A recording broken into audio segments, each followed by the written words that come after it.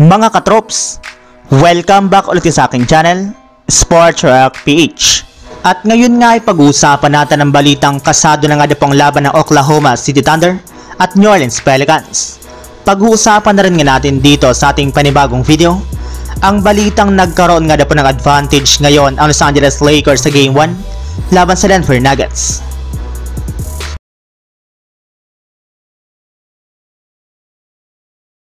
Kahit man nga po mga katrops, hindi naglaro si Zion Williamson sa New Orleans Pelicans sa kanilang play-in tournament game ngayong araw laban sa Sacramento Kings, ay nagawa pa rin nga po ng kanilang kupunan na manalo dito sa score na 105-98 salamat sa pag-step up ng kanilang mga manlalaro sa pangunguna ni Brandon Ingram na nagtala nga po ng 24 points at si Jonas Valanciunas na kumuha naman ng 19 points at 13 rebounds. At dahil nga po sa kanilang pagkapanalo ngayong araw, ay official na nga po silang pasok sa playoffs ng Western Conference kung saan makakalaban na nga po nila sa first round ang naghihintay na number 1 team na OKC Thunder.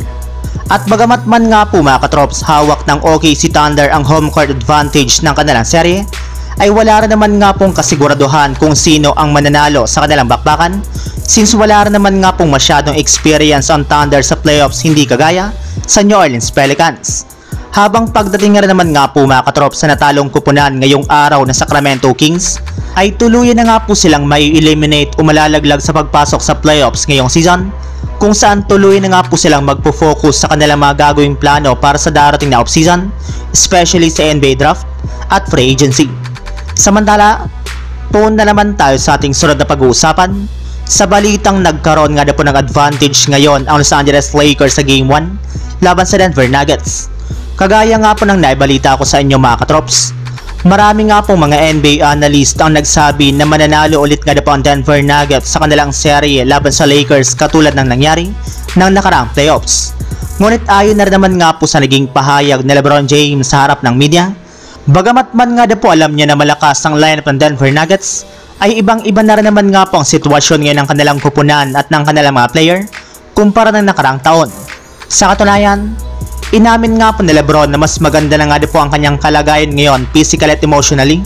plus mas maayos na rin naman nga po ang kanyang rhythm ngayon, hindi katulad